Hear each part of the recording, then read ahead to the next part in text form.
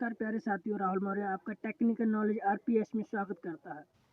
आज हम आपके लिए बताएंगे वेल्स लॉ के बारे में। जितने भी गैसेस लॉ हैं, गैसेस लॉ से आज हम वेल्स लॉ टॉपिक लेके आए हैं। हम और भी लॉ की बात करेंगे, जो नेक्स्ट आने वाले जो लेक्चर हैं उनमें बात करेंगे। तो आज हमें ओनली वेल्स लॉ पे बात करना है।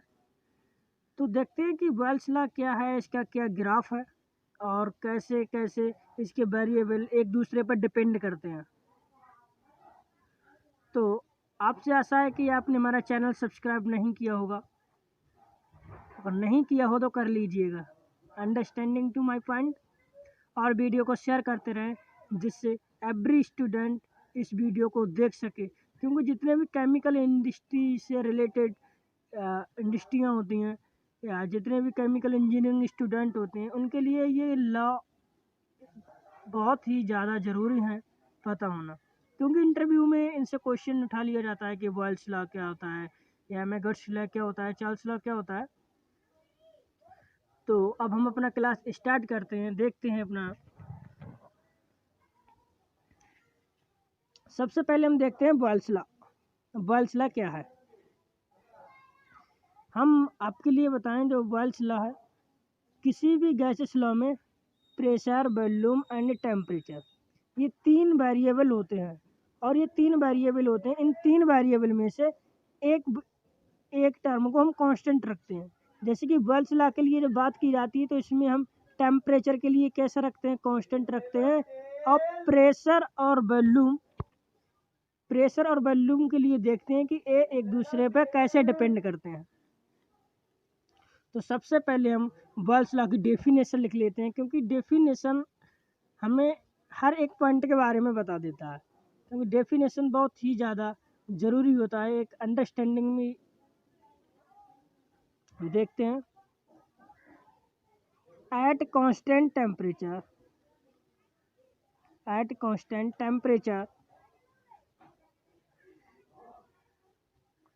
the volume of a given mass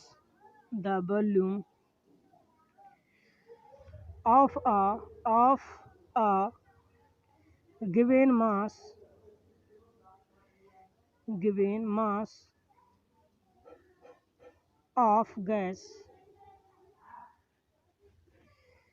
is inversely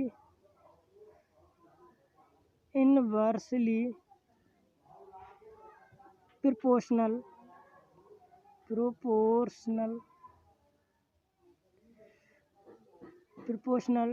to its pressure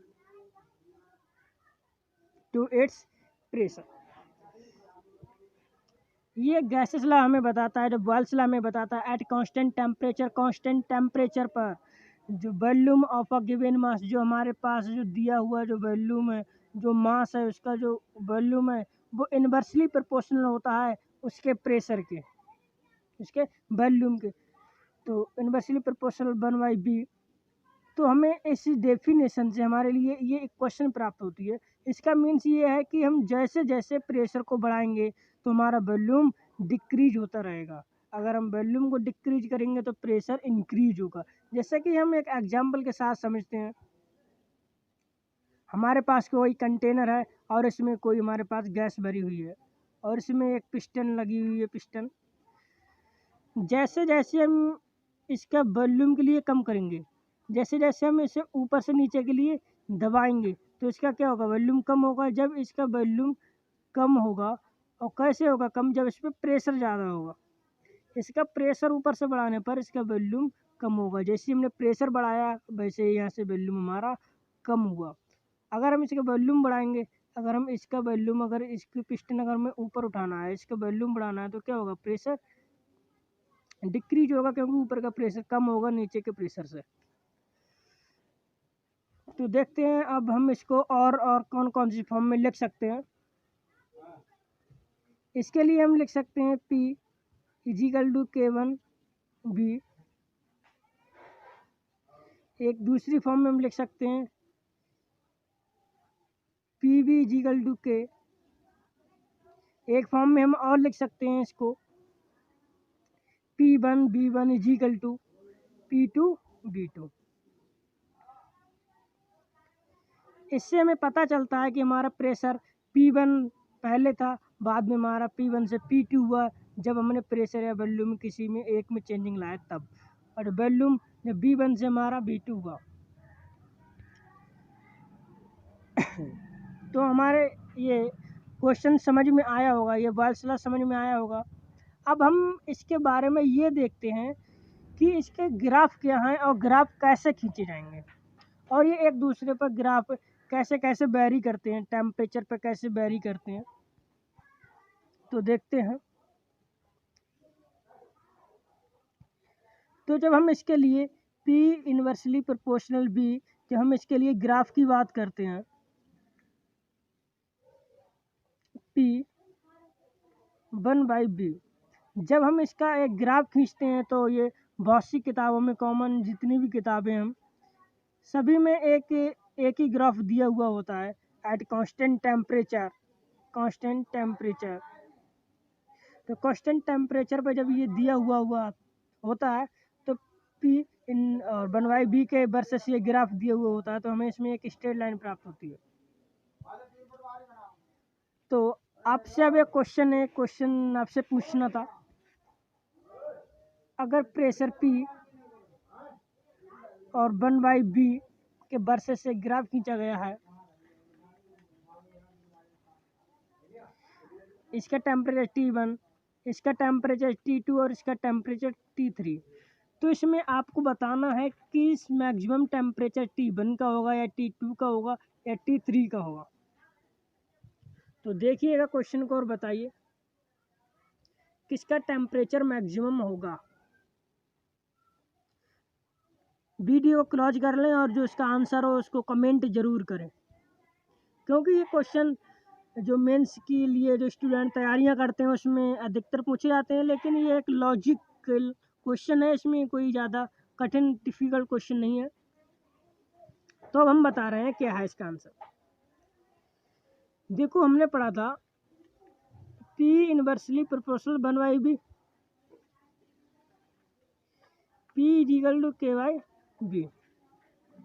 तो हम एक क्वेश्चन में एक चीज़ हम देखते हैं, हमें ये क्वेश्चन पता है PB = nRT, जब P = nRT जब इधर ले आएंगे तो क्या होगा 1/B। हमारा ग्राफ किस में खींचा हुआ है, P में और 1/B में, P और 1/B।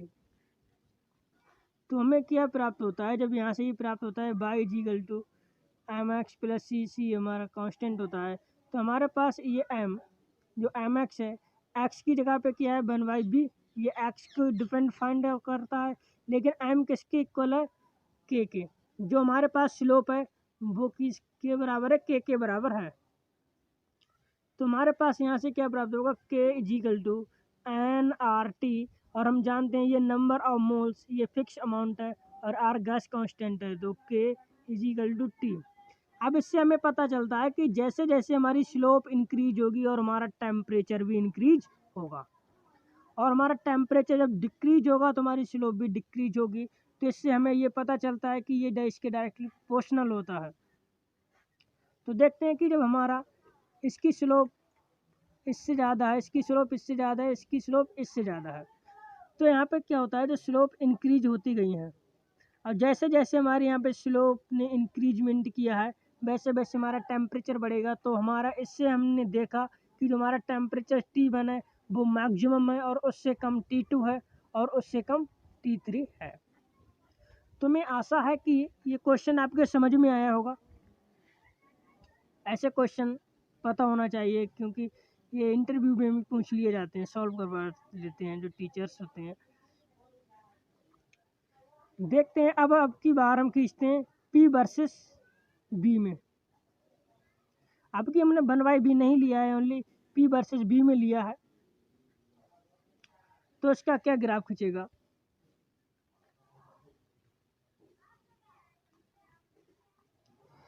इसका ग्राफ इस टाइप से आएगा, जब पैराबोलिक हाइपरबोला पैराबोलिक है, इसमें क्या होगा PB = कांस्टेंट। इससे हमें पता चल रहा है कि जब वॉल्यूम हमारा कम इंक्रीज करेगा या वैल्यू में कम चेंजिंग आएगा तो प्रेशर हमारा कैसा होगा, ज़्यादा होगा। जब प्रेशर कम होगा तो वॉल्यूम में हमारा इंक्रीजमेंट ज़्यादा होगा। तो यहाँ पर P वर्सेस B में ये ग्राफ इस टाइप से खींचा गया है। और इसी से रिलेटेड एक क्वेश्चन और है, क्वेश्चन 2।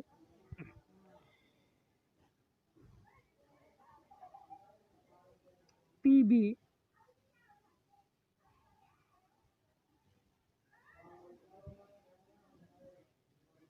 हम आपको बता दें, और ये लाइन जो रिप्रेजेंट कर रही है ये आइसोथर्म रिप्रेजेंट कर रही है, आइसोथर्म। जैसे कि हम बात करें यहाँ पे टेम्परेचर T1 है और यहाँ पे टेम्परेचर T2 है, तो बताओ इसमें टेम्परेचर किसका ज़्यादा है। तो यहाँ पे हम बात बताएं कि यहाँ पे टेम्परेचर किसी का भी ज़्यादा नहीं होगा, ये पूरी ही लाइन का टेम्परेचर सेम होगा, क्योंकि हम बात कर चुके हैं बॉयल्स लॉ के लिए कांस्टेंट टेम्परेचर कैसा है हमारे पास, कांस्टेंट है। तो यहाँ पे T1 इजिकल टू T2, तो यहाँ पे टेम्परेचर एक दूसरे के इक्वल होगा, ये पूरी लाइन में टेम्परेचर सेम होगा। अब यहाँ पे बात कर रहे हैं T1, T2, T3, तो इसमें किसका टेम्परेचर मैक्सिमम होगा। दे रहे हैं आपके लिए T1 equal to T2 equal to T3, T1 T2 T3, T3 T2 T1, none of these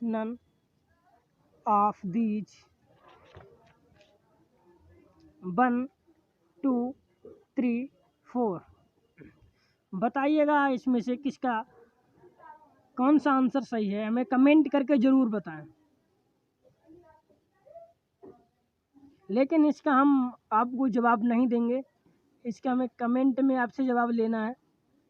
video को अच्छे से देख लीजिएगा, जो पहले हमने समझाया है इसको अच्छे से देना है, लेकिन हम इसको अगले लेक्चर में ज़रूर बताएंगे जब हम अगला लॉ पढ़ाएंगे तब।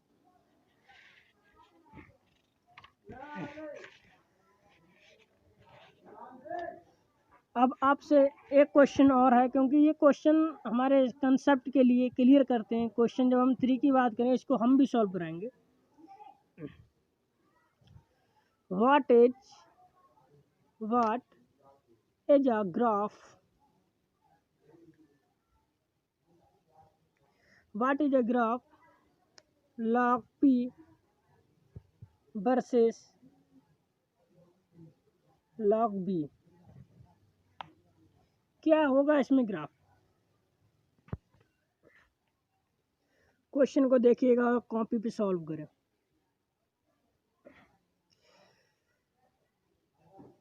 देखते हैं अब इसका क्वेश्चन आंसर।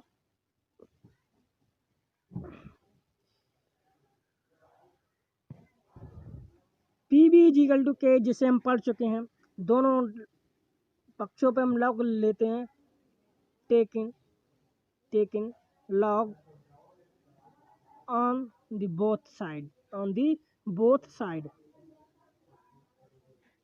देखते हैं कि log P B equal to log K, जब इसको m इंटू एन करे फार्मूला लॉग में पढ़ते हैं, क्या हो जाएगा, log P plus log B equal to log K, और log P equal to log K plus log minus आ जाएगा, क्योंकि इधर आएगा माइनस लॉग बी।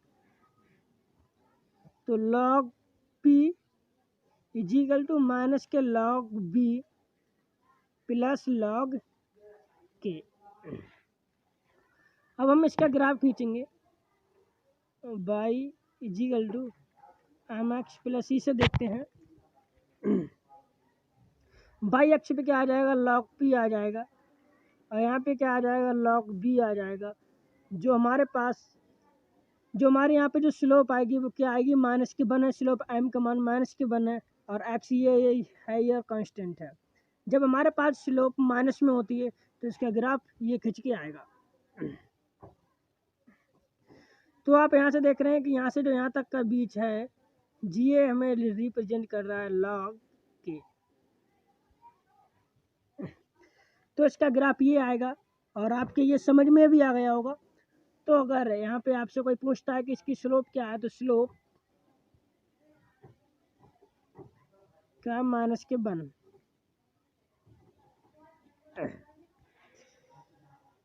तो हमें आपसे आशा है कि आपके ये क्वेश्चन समझ में आया होगा और अच्छे से समझ में आया होगा। और अगले लेक्चर में हम बात करेंगे चार्ल्स लॉ की, और इसमें हमने बॉयल्स लॉ कवर किया है। तो thank you class watching this video.